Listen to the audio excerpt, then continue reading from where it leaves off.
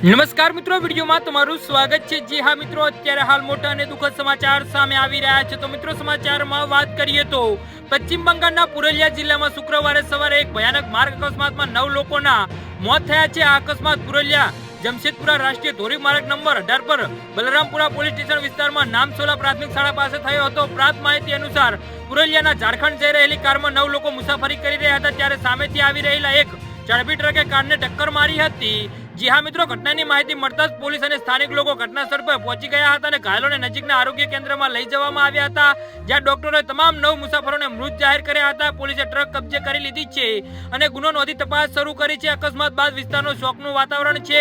મૃતકોની ઓળખ કરવામાં આવી રહી છે અને તેમના પરિવારને જાણ કરવામાં આવી છે। જી હા મિત્રો, અત્યારે હાલ મોટા સમાચાર સામે આવી રહ્યા છે।